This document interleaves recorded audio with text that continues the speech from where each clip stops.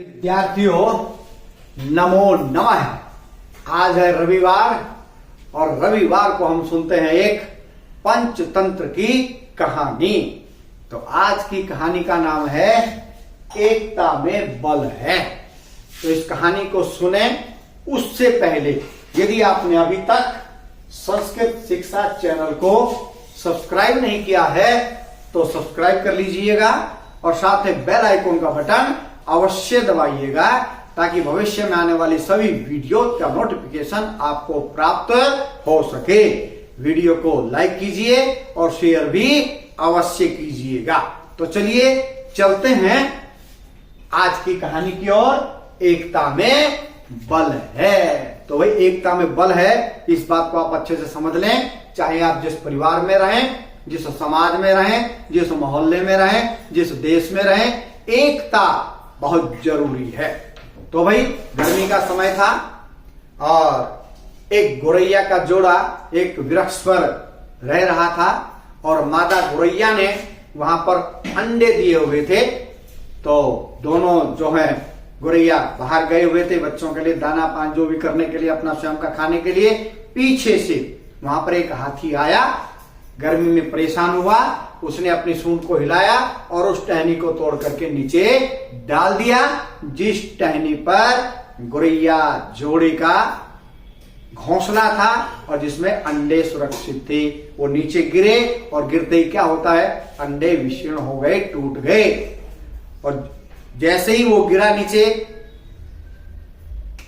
कुदरती रूप से दोनों जो पक्षियों का जोड़ा था गोरैया का, वो वहां पहुंचा। उसने देखा कि भाई हमारे देखते देखते हाथी ने घोंसले को नीचे गिरा दिया है। अब वो कर भी क्या सकते थे, लेकिन क्या करें अब। लेकिन रोए जा रही है वो, क्यों? जिसकी संतान अगर इस तरह सामने आंखों के इस तरह हो जाए तो रोना नहीं आएगा तो क्या आएगा। रोए जा रहे हैं और हाथी जो है वहां करके थोड़ा आगे निकल गया। अब जैसे ही वो रो रहे थे तो उनका एक मित्र था दोनों का, कठफोड़ा वहां पर आया और आकर के कहा, भाई आप लोग क्यों रो रहे हैं, क्या हो गया है। तो दोनों ने, जो गोरैया का जोड़ा था उसने बताई आत्मबीती और रोए जा रहे हैं। कठफोड़े ने कहा, भाई देखो बुद्धिमान मनुष्य वही है जो बीते हुए समय और मरे हुए के विषय में रोना धोना न करे। क्यों? क्योंकि इससे किसी प्रकार का लाभ नहीं होता है। मादा गोरैया ने कहा, तुम्हारी बात एकदम सत्य है, ठीक है, लेकिन मेरे बच्चे मर गए हैं। अब मुझे तब तक शांति नहीं प्राप्त होगी जब तक कि वह हाथी न मारा जाए। जब तक वह हाथी नहीं मरता तब तक मुझे नहीं शांति मिलती। लेकिन एक बात सुन लो, अच्छे मित्रों का कार्य है कि वे अपने दुखी मित्र की सहायता करे, इसलिए तुम हमारी सहायता करो। कठफोड़े ने कहा, बात तुम्हारी भी ठीक है, मुझे तुम्हारी मदद करनी चाहिए, लेकिन तुम दोनों मेरे साथ चलो। मेरी भी एक मित्र है मधुमक्खी, उसके पास चलते हैं, कुछ उपाय करेंगे। तो वह उन दोनों को लेकर के पहुंचा अपने मधुमक्खी के पास। मधुमक्खी ने सारी बात सुनी। उसने कहा, बात तो तुम्हारी भी ठीक है, भाई तुम्हारा जो है संतान जो है नष्ट कर दिया हाथी ने, तो हाथी का मरना तो जरूरी है, लेकिन मेरा भी एक मित्र है और वो बहुत बुद्धिमान भी है, चालाक भी है और चतुर भी है, और उसके पास चलते हैं। और मेरा मित्र है वह मेंढक। तो सभी गए मेंढक के पास। मेंढक को जो है मधुमक्खी ने सारी बात बताई।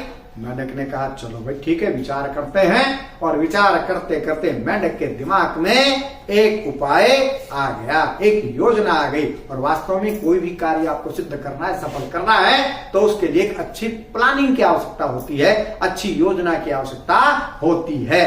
तो मेंढक ने अपनी प्लानिंग सबको बतानी आरंभ की कि भाई गर्मी का समय है, ठीक है, हाथी जैसे ही कल फिर इसी रास्ते से आएगा तो सबसे पहले मधुमक्खी तुम्हारा कार्य होगा। तुम्हारा कार्य ये होगा, तुम उसके कान में जाकर के भिन भिन भिन भिन करोगी। और आपने भी यदि कभी देखा हो तो हमारे भी कान में जब मक्खी आती है तो हमारी आंखें एकदम बंद हो जाती हैं और हम कान की तरफ अपना ध्यान देते हैं। तो मधुमक्खी से कहा कि तुम जैसे ही वो हाथी आए तो तुमने उसके कान में झनझनाहट भिन भिनाहट करनी है। मधुमक्खी ने कहा, ठीक है, बिल्कुल मैं करूंगी। और मेंढक ने कहा, भाई जैसे आगे सुन लो भाई, कौन? कठफोड़ा महाराज। कठफोड़े महाराज ध्यान देना, जैसे ही ये मधुमक्खी उसके कान में भिनभिनाएगी, उसकी जैसे ही आंखें बंद होगी तो तुमने तुरंत उसकी आंख को फोड़ देना है, दोनों आंखों को फोड़ देना है। अगर आपको समझ में आता हो तो कठफोड़े की चोंच इतनी तेज होती है कि वो वृक्ष में भी सुराख कर देता है, कट टक टक टक टक करते। तो कठफोड़े से कहा गया कि जैसे ही हाथी अपनी आंखों को बंद कर ले तो तुरंत तुमने उसकी दोनों आंखों को फोड़ देना है। कठफोड़े ने कहा ठीक है, मैं अपना कार्य करूंगा। बोला उसके बाद आगे मेरा कार्य रहेगा, क्योंकि दोपहर का वक्त रहेगा। उसके बाद वह जो तालाब की ओर जाने का प्रयास करेगा, मैं आगे मार्ग में खड़ा रहूंगा एक बड़े गड्ढे के पास। मैं वहां पर टटराऊंगा तो हाथी समझेगा कि यही तालाब है और वो मेरी आवाज को सुन करके उस गड्ढे में गिर जाएगा और मृत्यु को प्राप्त हो जाएगा। तो अपने अपने कार्यों को आप समझ लें, कल हम इस योजना के तहत कार्य को करेंगे। दोपहर में हाथी ने वही किया, वहीं से फिर गुजरा। तो उसके पश्चात मधुमक्खी ने अपना काम किया, कठफोड़े ने अपना काम किया और मेंढक ने अपना काम किया और अंत में जो है हाथी गिरा उस गड्ढे में। और आपको पता है हाथी जब गड्ढे में गिर जाए तो वो निकल नहीं सकता है। तो हाथी गड्ढे में गिरा और वो मृत्यु को प्राप्त हो गया। अब जो गोरैया पक्षी थे दोनों खुश हुए। तो अगर वो सारे एक साथ न मिलते, उनकी कोई अच्छी योजना न होती तो शायद हाथी को वो क्षुद्र प्राणी मार नहीं सकते थे। लेकिन उन छोटे छोटे जीवों ने एक अच्छी योजना बनाई और हाथी को मृत्यु तक पहुंचा दिया।